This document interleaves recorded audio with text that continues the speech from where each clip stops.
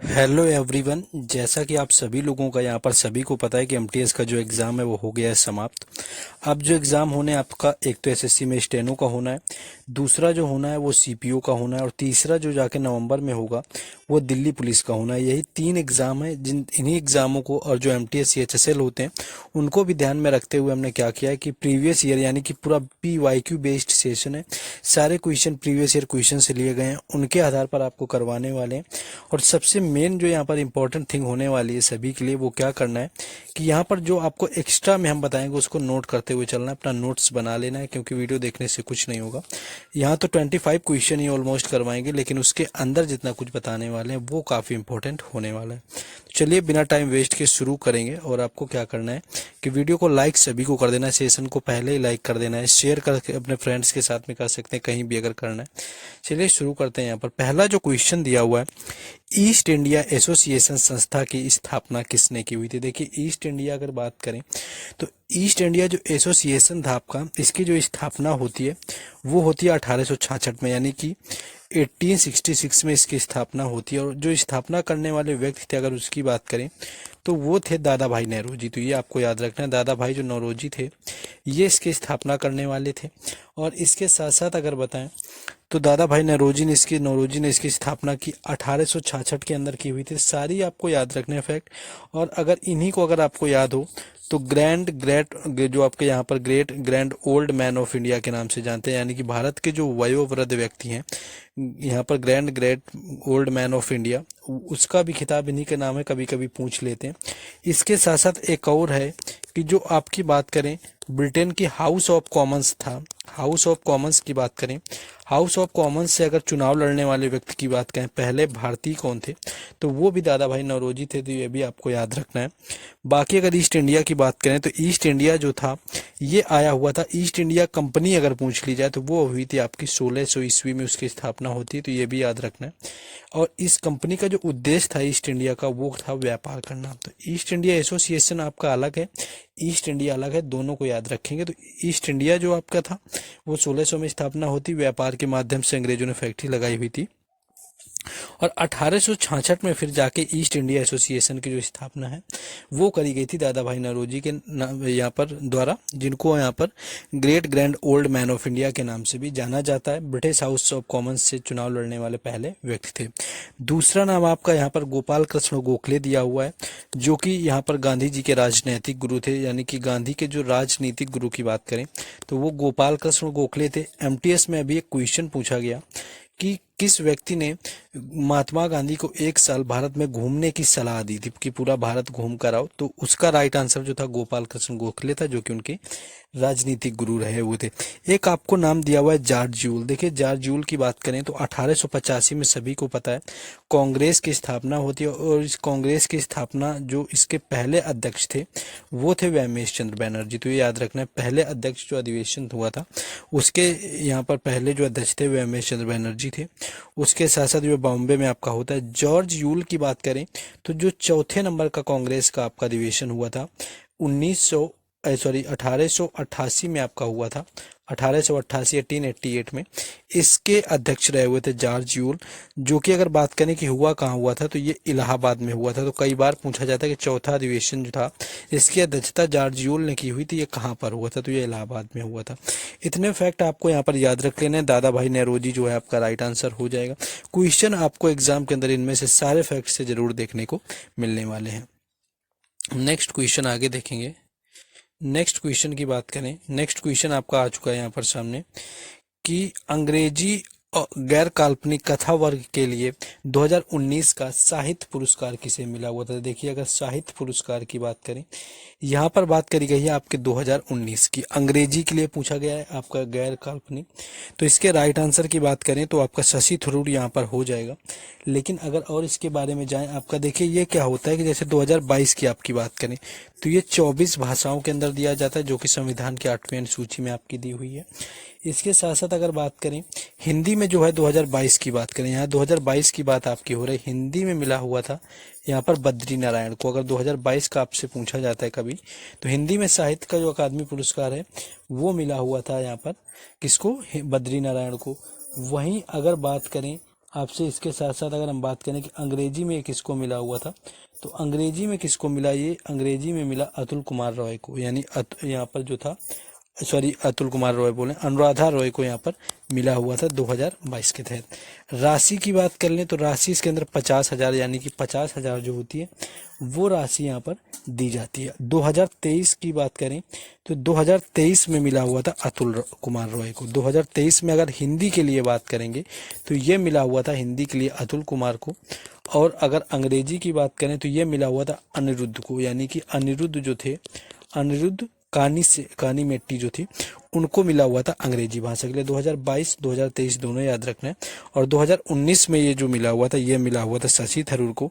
शशि थरूर की, और यहाँ पर आपकी एक पुस्तक है ग्रेट इंडियन नॉवेल कई बार पूछी जाती है, वाई एम आई हिंदू, ये 2-3 पुस्तकें कई बार एग्जाम में पूछी जाती हैं।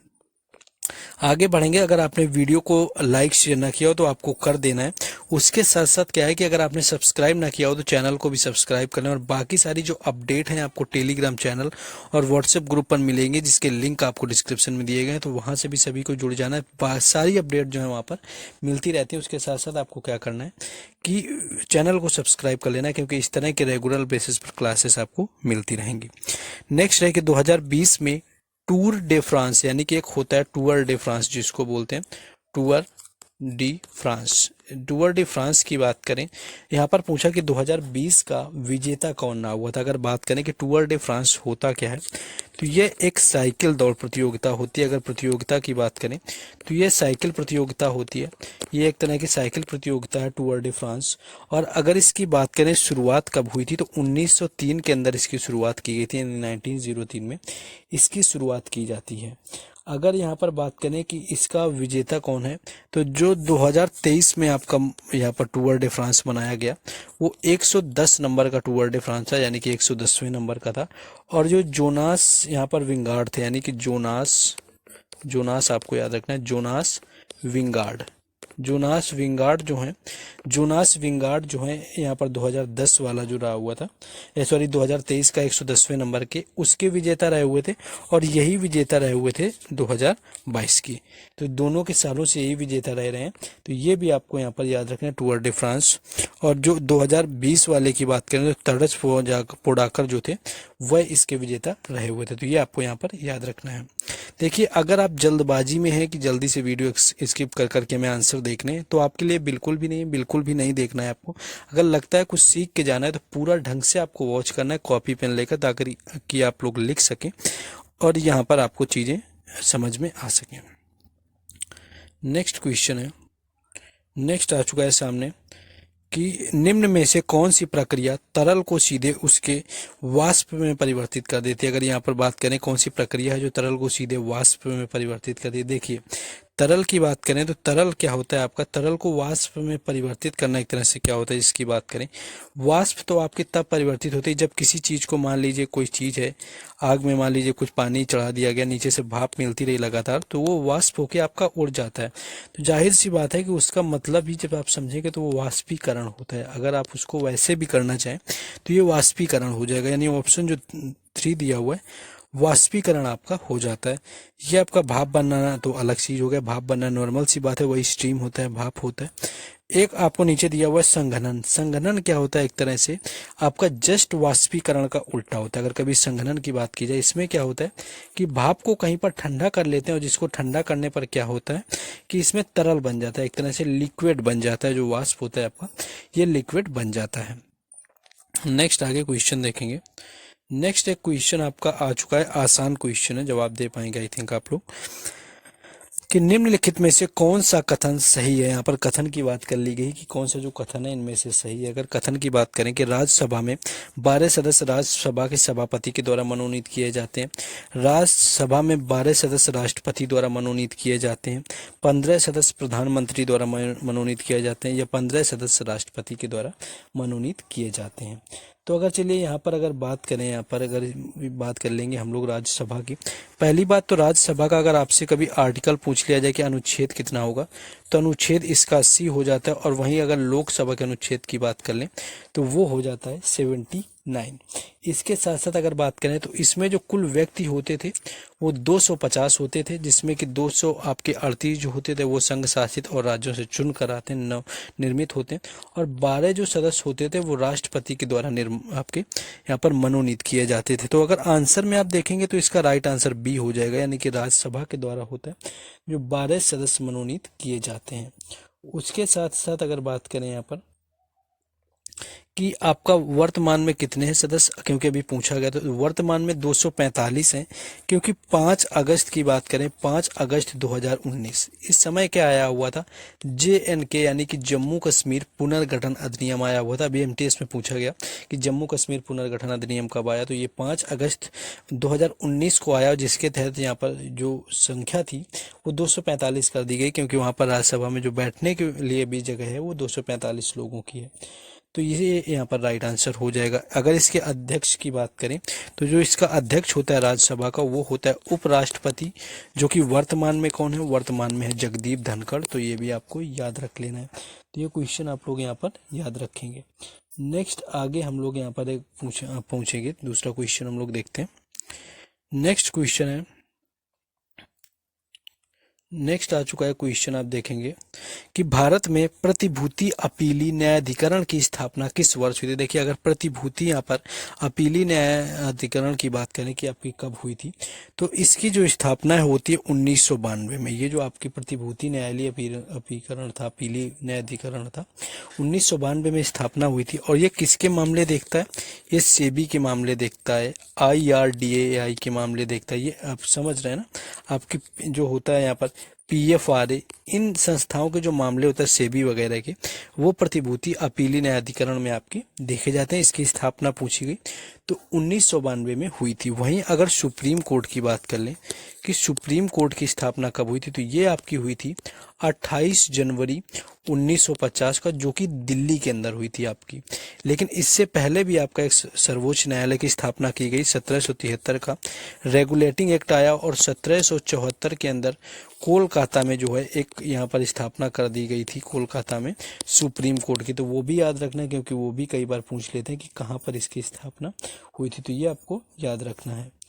नेक्स्ट आपका देखेंगे क्वेश्चन, आगे बढ़ेंगे, लेकिन उससे पहले आपको बताना चाहेंगे, देखिए जो जीके जीएस होती है वो सभी एग्जाम में, जो एसएससी के एग्जाम होते हैं उनमें PYQ से यानी कि प्रीवियस ईयर क्वेश्चन से ही पूछी जाती है।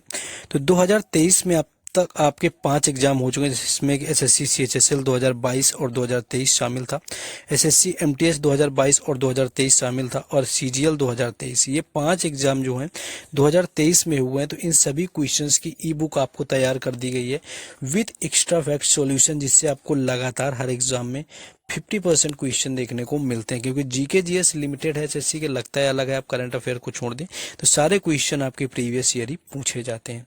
तो ये आपकी CPO SI, Delhi police, steno, हर एसएससी एग्जाम के लिए बेहद ही इंपॉर्टेंट है। तो यहाँ पर अगर बात करें तो इन 5 एग्जामों का जो कॉम्बो प्राइस है वो 75 रुपीज रखा गया।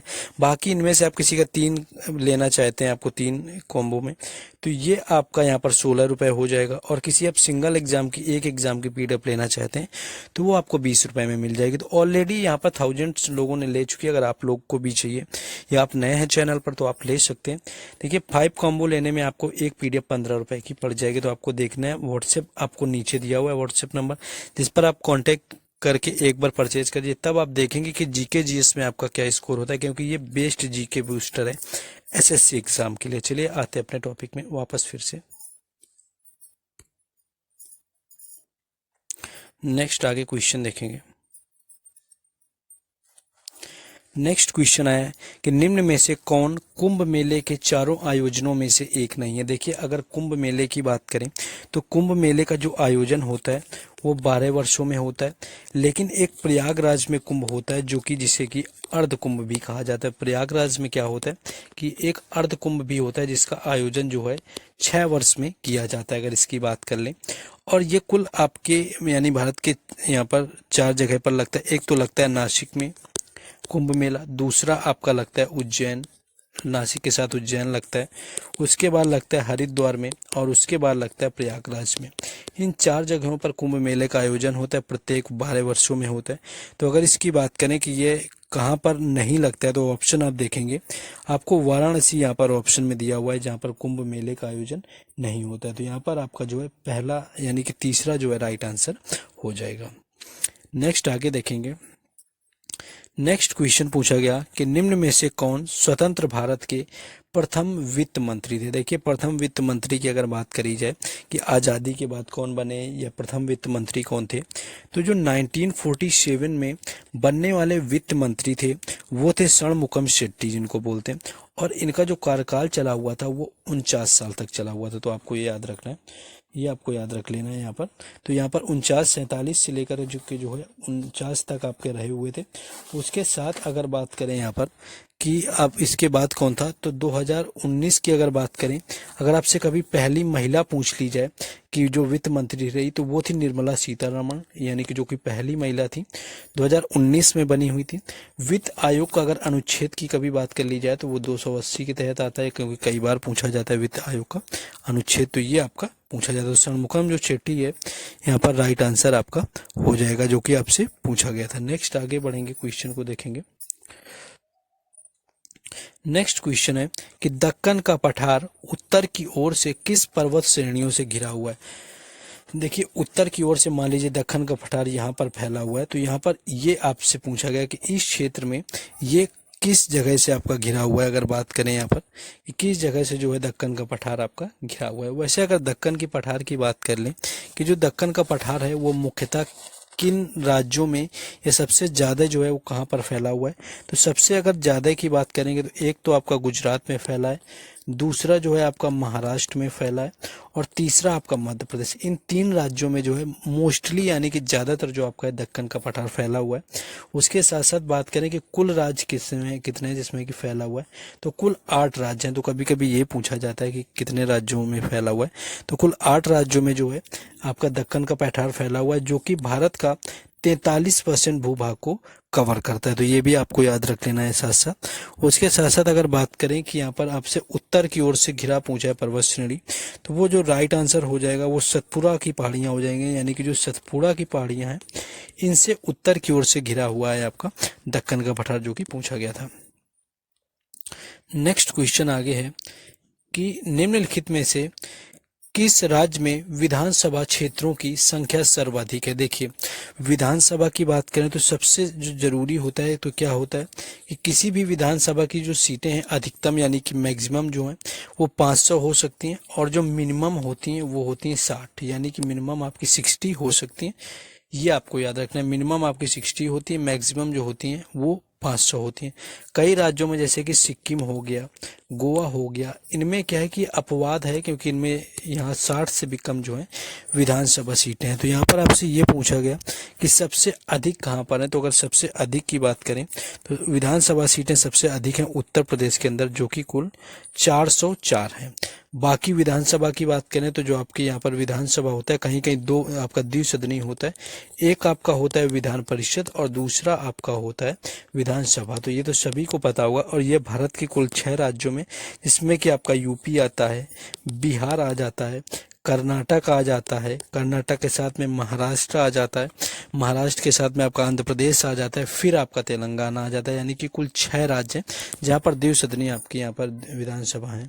नेक्स्ट आगे बढ़ेंगे, लेकिन अगर आपको थोड़ा भी यूजफुल ये सेशन यानी फ्रूटफुल लग रहा हो तो आपको लाइक करे बगैर नहीं जाना है, लाइक कर लेना है, चैनल को सब्सक्राइब कर लेना है, ताकि आपको हर एग्जाम से रिलेटेड एनालिसिस वगैरह जो होता है वो भी तो मिलता ही मिलता है। साथ ही साथ जो है आपको यहाँ पर चीज़ें जो है आपको बेहतरीन जो है PYQ सेशन मिलते रहेंगे। नेक्स्ट क्वेश्चन देखेंगे। नेक्स्ट है कि निम्न में से कौन सा रोग कालाजार रोग के कारण होता है। देखिए, कालाजार वगैरह की बात करें रोग की, तो जो कुछ रोग होते हैं आपके अलग अलग होते हैं। मान लीजिए जैसे आपका कवक दिया हुआ है, तो कवक क्या होता है, आपका जो एथलीट फुट हो जाता है, यानी कि जब पैर आपका मोटा सा हो जाता है, एथलीट फुट हो गया, आपका दांत खाज वगैरह होता है, ये सारी चीज़ें क्या है आपके कवक के द्वारा होने वाले रोग हैं। उसके साथ साथ बात करें अगर जीवाणुओं की अगर बात करें, यहाँ पर जीवाणुओं की वजह से क्या होता है, तो जीवाणुओं की वजह से आपका हैजा हो जाता है, निमोनिया हो जाता है, तपेदिक होता है जिसको टाइफाइड बोलते हैं, तो ये सारे जो हैं उसकी वजह से हो जाते हैं। कालाजार की अगर बात करें तो ये होता है प्रोटोजोआ के कारण। कालाजार जो है आपका प्रोटोजोआ के कारण होने वाला रोग है। तो ये आपको सारे रोग याद रखने हैं, क्योंकि इनसे आपका पूछा जाता है। नेक्स्ट आपका देखेंगे विषाणु वगैरह की बात करें तो आपका टाइफाइड और मलेरिया उससे हो जाता है। नेक्स्ट क्वेश्चन है कि प्रथम बौद्ध संगीति निम्न में से किसके संरक्षण में हुई थी। देखिए बौद्ध संगीति की बात करें, वैसे तो 4 बौद्ध संगीति आपके पुस्तक में दी हुई हैं, लेकिन एक 5वीं बौद्ध संगीति भी हुई थी जिसके बारे में ज़्यादातर किताबों में नहीं दिया हुआ है। तो अगर बौद्ध संगीत की बात की करें तो पहली हुई थी 483 ईसा पूर्व यानी कि बिफोर क्राइस्ट। दूसरी उसके 100 साल बाद 383 बिफोर क्राइस्ट हुई थी। उसके बाद जो हुई थी एक आपकी होती है 251 के अप्रोक्स, ठीक है, एक 251 आपकी हुई थी। और एक हुई थी ईसवी की प्रथम, यानी कि ईसवी की जो प्रथम शताब्दी चल रही हुई थी उसमें आपकी हुई थी। तो ये आपको यहाँ पर याद रखना है, ईसवी की प्रथम शताब्दी में हुई थी। पहली आपसे पूछी किसके संरक्षण में हुई थी प्रथम, तो ये हुई थी अजातशत्रु, यानी कि पहला जो है अजातशत्रु राइट आंसर हो जाएगा, अजातशत्रु के समय में हुई थी। और हाँ आपकी जो बात करें यहाँ पर एक आपकी 172 ईस्वी में हुई थी, 172 ईस्वी में हुई थी, जिसे कि 5वीं बौद्ध संगीति कहते हैं। कई जगह इसके बारे में दिया हुआ है। पहली जो हुई थी अजातशत्रु के समय में हुई। दूसरी की बात करें तो दूसरी हुई थी कालाशोक के समय में, कालाशोक के समय में। तीसरी हुई अशोक के समय में। और चौथी जो हुई है वो कनिष्क के समय में हुई थी। पहली राजगृह में होती है, दूसरी वैशाली में होती है, तीसरी पाटलिपुत्र में होती है और चौथी जो है कुंडल वन में हुई थी। तो ये यहाँ पर आपको याद रखना है। सारे चारों बौद्ध संगीति बता दें, आई होप कि सभी ने लिख लिया होगा। नेक्स्ट है कि निम्न में से कौन सा रोग संक्रामक रोग का एक उदाहरण है। देखिए यहाँ पर आपके कॉन्टेजियस डिसीज पूछा गया कि कौन सा यहाँ पर संक्रामक रोग होता है। तो अगर संक्रामक रोग की आपकी बात करें तो यहाँ पर ऑप्शन में देखेंगे कि आपका तपेदिक जो है राइट आंसर हो जाएगा। इसके साथ साथ जो और आपके होते हैं जिसमें कि आपका जो मलेरिया होता है वह भी संक्रामक रोग के अंतर्गत आता है। और मलेरिया और टाइफाइड जो होता है ये आपके विषाणु के कारण होने वाले रोग होते हैं। तो ये भी आपको याद रखना है। इसके साथ साथ आपका चेचक होता है वह भी संक्रामक रोग होता है, तो उसको भी यहाँ पर याद रखना है। नेक्स्ट क्वेश्चन आगे देखेंगे। नेक्स्ट है आपका सामने आ चुका है कि मीनाक्षी श्रीनिवासन जो है, मीनाक्षी श्रीनिवासन किस नृत्य शैली से जुड़ी हुई है। तो मीनाक्षी अगर श्रीनिवासन की बात करें तो इनका जो संबंध है वो भरतनाट्यम शैली से। भरतनाट्यम की बात करें तो ये तमिलनाडु का शास्त्रीय नृत्य है। भारत के कुल 8 शास्त्रीय नृत्य होते हैं। जो अंतिम शास्त्रीय नृत्य था सत्रिया, वो असम से संबंधित है। और इस सत्रिया को जो है सन 2000 में शास्त्रीय नृत्य का दर्जा दिया गया था। तो इतनी चीजें इससे रिलेटेड याद रखनी है। नेक्स्ट क्वेश्चन है कि line of actual control Bharat और किस देश के बीच स्थित रेखा है। तो देखिए लाइन ऑफ एक्चुअल कंट्रोल यहाँ पर पूछी गई है आपकी, LOAC पूछी गई है आपकी, LOC यहाँ पर नहीं पूछा गया है। तो LOAC आपका होता है, एक होता है LOC। तो LOAC जो आपका होता है लाइन ऑफ एक्चुअल कंट्रोल, ये भारत और चीन के बीच में स्थित है। और LOC की बात करें तो ये भारत और पाकिस्तान के बीच में स्थित है।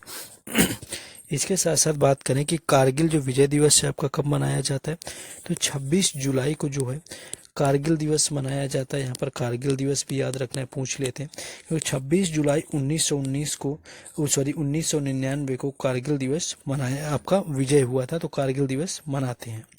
कारगिल से एक और याद आया कि एक आपका होता है सियाचिन, यानी कि सियाचिन दिवस आपका कब मनाते हैं, तो ये मनाते हैं 13 अप्रैल, यहाँ पर 13 अप्रैल को, क्योंकि 13 अप्रैल 1984 को भारत के सबसे ऊंचे ग्लेशियर जो था यहाँ पर ऑपरेशन मेघदूत के जरिए, यानी कि ऑपरेशन मेघदूत चला करके भारत के जो यहाँ पर जो रहे हुए थे, यानी कि आर्मी, उसने यहाँ पर कब्जा कर लिया हुआ था सियाचिन ग्लेशियर पर। इसलिए 13 अप्रैल को क्या होता है कि सियाचिन दिवस मनाया जाता है। तो ये चीजें यहाँ पर याद रखनी है। नेक्स्ट क्वेश्चन है कि निम्नलिखित में से किस टीम ने IPL 2022 का खिताब जीता। देखिए IPL की बात करें तो IPL की शुरुआत होती है 2008 में, और इसे सबसे पहली बार 2008 में जीता गया राजस्थान रॉयल्स के द्वारा। यही 2022 का देखिए पूछा गया, तो 2022 में क्या हुआ था कि राजस्थान रॉयल्स ही इसको हार गया और जीतने वाली टीम थी गुजरात। गुजरात टीम ही जीत गई। गुजरात इससे पहले नहीं थी। 2022 तक 8 टीमें होती थी। 2022 के अंदर 2 नई टीमें बनी, एक तो गुजरात बनी और दूसरी बनी लखनऊ, दूसरी लखनऊ बनी। तो उस टाइम का जो हुआ था यहाँ पर ऑरेंज कैप मिली जॉस बटलर को, जिन्होंने सबसे अधिक छक्के भी मारे हुए थे जॉस बटलर ने। और जो पर्पल कैप मिली 2000 यहाँ पर 22 वाली, वो यजुवेंद्र चहल को मिली, यानी कि पर्पल कैप यजुवेंद्र चहल के नाम रही। अब आ जाते हैं 2023 के आईपीएल में। इसको जीता सीएसके यानी कि चेन्नई सुपर किंग्स ने। हारा कौन था इसको? गुजरात इसको हार गया था, चेन्नई सुपर किंग्स जीत गया। यहाँ पर अगर बात करें कि ऑरेंज कैप किसको मिला, तो ऑरेंज कैप जो मिला वो मिला शुभमन गिल को। और अगर बात कर लें कि पर्पल कैप किसको मिला, तो वो पर्पल कैप मिला हुआ था मोहम्मद शमी को। तो ये चीज़ें यहाँ पर याद रखनी है। तो ये आपका क्वेश्चन हो गया। तो यहाँ पर आंसर की बात करें, आईपीएल 2022 का जो खिताब है वो गुजरात टाइटंस ने जीता हुआ था। नेक्स्ट क्वेश्चन है कि भगवान महावीर को मोक्ष निम्नलिखित में से किस स्थान पर हुआ था। तो अगर इनके मोक्ष की बात करें तो पहली बात बताएं कि 540 ईसा पूर्व में वैशाली के कुंड ग्राम में जो है महावीर का जन्म होता है, जो कि जैन धर्म से संबंधित है। 24वें तीर्थंकर थे। इसके साथ साथ अगर पहले आपसे पूछे जाए तो पहले जो तीर्थंकर थे वो ऋषभ देव थे, तो वो भी आपको याद रख लेना है। इसके साथ साथ अगर बात करें कि इनका जो अंतिम समय था वो पावापुरी, यानी कि यहाँ पर राइट आंसर हो जाएगा, जहाँ पर इनकी मृत्यु हुई थी। इनको जो ज्ञान की प्राप्ति हुई थी वो ये रज्जुपालिका नदी के किनारे हुई थी। रज्जुपालिका नदी थी और साल वृक्ष के नीचे जो है इनको ज्ञान की प्राप्ति होती है। उसके साथ साथ आपको याद रखना है श्रवण बेलगोला में चंद्रगुप्त मौर्य की मृत्यु हुई थी और कुशीनगर में जो है गौतम बुद्ध की यहाँ पर मृत्यु हुई थी। तो ये आपको याद रखना है जो कि आपसे पूछा गया था। नेक्स्ट आगे क्वेश्चन देखेंगे। नेक्स्ट क्वेश्चन है कि भारत की राजधानी किस वर्ष कोलकाता से दिल्ली स्थानांतरित करी गई। तो कोलकाता से अगर दिल्ली की बात करें तो 1911 इसका राइट आंसर हो जाएगा, यानी कि 1911 में जो राजधानी है वो कोलकाता से दिल्ली आती है। और उस समय वहाँ पर दिल्ली दरबार में जो है जॉर्ज पंचम आए हुए थे। ये भी कई बार पूछते हैं कौन किसका स्वागत किया गया था, तो जॉर्ज पंचम का किया गया था। और दिल्ली जो बनाने का श्रेय है वो किसे जाता है, तो जो इसका निर्माण है वो हर्बर्ट आपके बेटर और एडवन लुटियंस के द्वारा, एडविन लुटियंस जो थे इनके द्वारा जो है दिल्ली का निर्माण किया गया था। तो ये याद रखना है। तो 1911 से पहले जो है कोलकाता यहाँ पर होती थी। नेक्स्ट क्वेश्चन है कि 2011 की जनगणना के अनुसार भारत की साक्षरता दर कितनी थी। तो अगर साक्षरता दर की बात करें तो देखिए टोटल जो साक्षरता थी वो 74% थी। सबसे अधिक साक्षरता किसकी थी? केरल की थी। सबसे कम किसकी थी? बिहार की थी। सबसे अधिक जनसंख्या जो घनत्व था वो किसका था? बिहार का था। सबसे जो कम था वो अरुणाचल प्रदेश का था। इसके साथ साथ सबसे अधिक जनसंख्या थी उत्तर प्रदेश की थी। सबसे जो कम जनसंख्या थी वो सिक्किम की थी। सबसे अधिक जो लिंगानुपात था वो केरल का था। सबसे अधिक यहाँ पर सबसे कम लिंगानुपात था वो हरियाणा का था। अगर यूटी की बात कर ली जाए तो वो फिर था दमन एंड दीव का, अगर पूछ लिया जाए केंद्र शासित प्रदेश को भी मिलाकर। तो साक्षरता यहाँ पर पूछी गई तो 74% दिया हुआ है आपका राइट आंसर हो जाएगा। नेक्स्ट क्वेश्चन है प्रधानमंत्री योजना के तहत शिशु ऋण में दी जाने वाली रकम कितनी है। देखिए अगर शिशु ऋण की बात की जाए कि इसकी रकम कितनी है तो सबसे पहले बताएं कि जो शिशु ऋण योजना थी ये 2015 में शुरू होती है और इसके तहत जो होता है 50,000 यानी कि 50K का लोन दिया जाता है। तो 50,000 जो इसका राइट आंसर हो जाएगा। इससे पहले एक और योजना आई थी 2014 में जो कि कहलाती थी जन धन योजना। तो इससे रिलेटेड भी कई बार पूछ लेते हैं कि जन धन योजना के कितने वर्ष पूरे हो गए या कब शुरू की गई।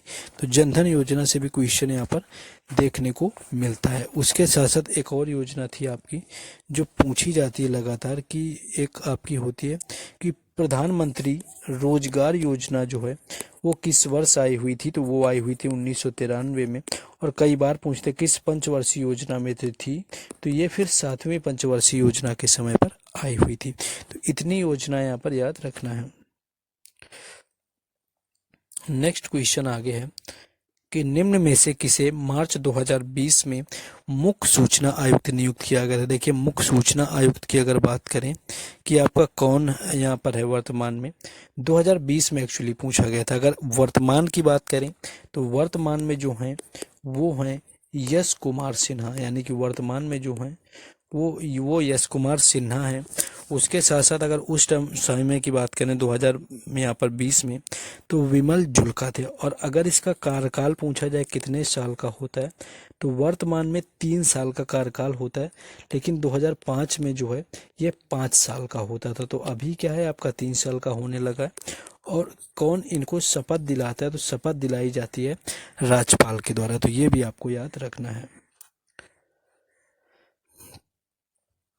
नेक्स्ट क्वेश्चन है कि नवीनतम राष्ट्रीय राजनीतिक पार्टी का दर्जा पाने वाली कौन सी पार्टी है, यानी कि अभी जो हाल में ही जिसको नवीनतम पार्टी हो, जिसको दर्जा मिला हो, तो वो कौन सी है। अगर इसकी बात करें तो देखिए कुल 6 राष्ट्रीय पार्टियां हैं भारत के अंदर, जिनमें अगर बात करें कि आपकी जो हाल में ही जिसको यहाँ पर मिला हुआ है, यानी कि जिसको दर्जा दिया गया है, वह कौन सी। तो पहली तो एक आपकी इंडियन नेशनल कांग्रेस है, 1885 में स्थापना होती है। 1980 में जो है बीजेपी की स्थापना होती है। उसके बाद 1984 में बीएसपी की स्थापना होती है। लेकिन नवीनतम की अगर बात की जाए तो नवीनतम जो 2014 के अंदर जिसकी स्थापना होती है, वो थी यहाँ पर नेशनल पीपुल्स पार्टी। ये थी इसकी 2014 में होती है। इससे पहले जो नेशनल पार्टी बनी हुई थी 2013 में, वो आम आदमी पार्टी थी। तो ये आपको याद रखना है। और कुल अगर नॉर्मली अगर पार्टी राष्ट्र की यहाँ पर राज्य लेवल पर देखें तो वो 54 पार्टियां, 6 पार्टी आपकी हैं जो कि यहाँ पर आपकी राष्ट्रीय पार्टियों का जिन्हें दर्जा मिला हुआ था। तो ये क्वेश्चन जो है आपको याद रखना है, national people's party. Next question है कि हाल में ही निम्नलिखित में से कौन सी घटना ने अपने 100 वर्ष पूरे किए। देखिए 100 वर्ष की बात करें कि कौन सी घटना है जिसने पूरे किए हैं, तो देखिए पहला तो यहाँ पर जलियांवाला बाग हत्याकांड है, जो कि 1919 के टाइम होता है। रॉलेट एक्ट के विरोध में होता है। जनरल डायर ने जो क्या है कि गोलियां चलवा दी थी, तो 1919 में हुआ था। इसके बाद अगर बात करें सविनय अवज्ञा आंदोलन है, 1930 में होता है। चौरा चौरी कांड की बात करें, सविनय अवज्ञा आंदोलन है, ये शुरू हुआ था 1930 में। जलियांवाला 1919 में। चौरी चौरा कांड कहाँ था, ये जो आपका चौरी चौरा था, तो ये आपका हुआ था गोरखपुर में, जहाँ चौकी को जला दिया था 1922 में। और स्वदेशी आंदोलन हुआ था 1906 में। देखिए स्वदेशी आंदोलन 1906 में होता है, क्योंकि 1905 में ये बंगाल विभाजन के विरोध में किया गया था। लॉर्ड कर्जन ने बंगाल विभाजन किया हुआ था, ये भी याद रखना है। तो ये तो आपके होंगे नहीं 100 साल, लेकिन आप 1922 से आप देखेंगे 2022 आपका पूरा हो चुका है। तो चौरी चौरा जो कांड है इसके 100 वर्ष पूरे हो चुके हैं। और 2000 जब 30 आ जाएगा आपका, तो सविनय अवज्ञा आंदोलन के भी पूरे हो जाएंगे। और जलियांवाला के जो है आपके 102 से 103 साल पूरे हो चुके हैं। तो यहाँ पर आपका जो राइट आंसर था वो चौरी चौरा कांड था। नेक्स्ट आगे देखेंगे। नेक्स्ट क्वेश्चन है कि डिवाइडेड इंडिया निम्न में से किसकी पुस्तक है। तो देखिए अगर डिवाइडेड इंडिया की बात करें कि ये पुस्तक किसके द्वारा लिखी गई, तो ये पुस्तक लिखी गई थी यहाँ पर राजेंद्र प्रसाद के द्वारा, यानी कि राजेंद्र प्रसाद इसका राइट आंसर हो जाएगा। इसके बाद द डिस्कवरी ऑफ इंडिया की अगर बात करें तो वो लिखी गई थी नेहरू जी के ऊपर। तो ये भी आपको याद रखना है, नेहरू जी से रिलेटेड आपका पूछा जाता है, तो ये आपको याद रखना है। नेक्स्ट क्वेश्चन आगे आपको देखेंगे। एक और बुक यहाँ पर आपको याद रखना है, poverty and un British rule in India. कई बार पूछते हैं poverty and un British rule in India, वो है आपकी याद होगा कि आपको याद बताना है एक्चुअली, क्योंकि आपकी 4 से 5 बार आपको जो है poverty and un British rule in India पूछा है। और जो व्यक्ति उसके राइटर हैं उनका जो नाम था वो पहले क्वेश्चन में आया हुआ था, आप जाकर के पहला क्वेश्चन देख सकते हैं। नेक्स्ट है कि अल्पकालिक समय के लिए प्रधानमंत्री गुलजारी लाल नंदा को भारत रत्न से किस वर्ष सम्मानित किया गया था। तो देखिए गुलजारी लाल नंदा की बात करें, यहाँ पर लिखा हुआ है कि अल्पकालिक जो है अल्पकालिक दिनों के लिए प्रधानमंत्री। तो देखिए जब लाल बहादुर शास्त्री जी का निधन हो जाता है तब कुल 13 दिन के लिए कार्यवाहक प्रधानमंत्री रहे हुए थे गुलजारी लाल नंदा, जिसके बारे में यहाँ पर इन्हें कहा जाता है सबसे कम उम्र के सबसे कम दिनों के लिए बनने वाले प्रधानमंत्री। उसके बाद अगर बात करें योजना आयोग, जिसकी जगह 2015 में नीति आयोग आया हुआ था, तो इसके जो उपाध्यक्ष थे वो कौन थे, वो भी गुलजारी लाल नंदा थे। इनके यहाँ पर की गई है बात की गुलजारी लाल नंदा को कब दिया गया था यहाँ पर भारत रत्न, तो ये दिया गया था 1997 में भारत रत्न इनको दिया गया। इसके साथ साथ बात करें कि सबसे पहले किसको दिया गया था, तो ये 1954 में जो है सीवी रमन को दिया गया, राजगोपालाचारी को दिया गया। इसके साथ साथ इनके साथ एक और व्यक्ति थे, सर्वपल्ली राधाकृष्णन। उसके साथ साथ यहाँ पर प्रथम भारतीय अगर पूछे जाए कौन थे, तो 1913 के अंदर नोबेल पुरस्कार दिया गया हुआ था गीतांजलि के लिए, जो कि दिया गया था अगर बात करें गीतांजलि के लिए रविंद्रनाथ टैगोर को। तो ये आपको याद रखना है। भारत रत्न से रिलेटेड जरूर सारी चीज़ें देखा करिए, क्योंकि आपका होता है। और एक जो और क्वेश्चन कई बार पूछा जाता है कि 2014 में किसको मिला हुआ था, तो ये मिला हुआ था कैलाश सत्यार्थी को नोबेल का शांति पुरस्कार। और शांति पुरस्कार आपका नोबेल की कैटेगरी से थोड़ा अलग होता है, ये आपको अलग जगह पर दिया जाता है, ठीक है। उसके साथ साथ अगर बात करें संगीत के क्षेत्र में, सबसे पहले मिला 1998 में सुब्बुलक्ष्मी को। सुब्बुलक्ष्मी थी पहली संगीतकार भारत रत्न पाने वाली। 1999 में पंडित रविशंकर को मिला। 2001 में दो लोगों को मिला, एक थी लता मंगेशकर, दूसरे थे बिस्मिल्लाह खान। तो ये आपको याद रखना, दूसरे जो थे वो बिस्मिल्लाह खान थे। इसके साथ साथ अगर बात करें यहाँ पर दूसरा नेक्स्ट क्वेश्चन, सॉरी इसी से रिलेटेड, 2009 में जो है भीमसेन जोशी को मिला और 2019 में मिला भूपेन हजारिका को। तो इससे जो रिलेटेड हैं आपके 6 संगीतकार जिनको भारत रत्न मिल चुका है। तो इस तरह से जो है ऑलमोस्ट क्वेश्चन आपके देखिए हमने ट्राई किया है कि बेहतर से बेहतर बताए हुए हैं। बस आप लोगों को अगर थोड़ा भी ये सेशन जो है अगर फ्रूटफुल लगा हो कि हमने कुछ इसमें किया हुआ है, तो like and share also as well and do subscribe the channel for further videos जो कि आपके लिए बेहतर होंगे हर कंटेंट के लिए। और साथ ही साथ आपको टेलीग्राम चैनल और व्हाट्सएप ग्रुप से जुड़ जाना है, जिनके लिंक आपको डिस्क्रिप्शन में दिए गए। तो वहाँ आपको सारी जो अपडेट हैं इससे रिलेटेड मिलती रहेंगी। और एक क्वेश्चन शायद मुझे याद था, मैंने लगाया हुआ था यहाँ पर, बिस्मिल्लाह खान आपका युवा पुरस्कार करके क्वेश्चन था। एक्चुअली मुझे देखने को ही नहीं मिला कि कहाँ पर मैंने लगाया हुआ है बिस्मिल्लाह खान पुरस्कार वाला। हो सकता है कि मैंने कहीं और देखा और मुझे लगा हो कि मैंने इसी सेट में उसको सेट किया हुआ है, वो पुरस्कार है। चलिए उसके बारे में फिर से पढ़ा देंगे। तो ये था आपका सेशन, रेगुलरली आता रहेगा। मैं कोशिश करूँगा कि आप लोगों के लिए ये डेली सेशन हर रोज़ आपके लिए आए। देन मिलते हैं कल आपके नेक्स्ट सेशन में। Thank you.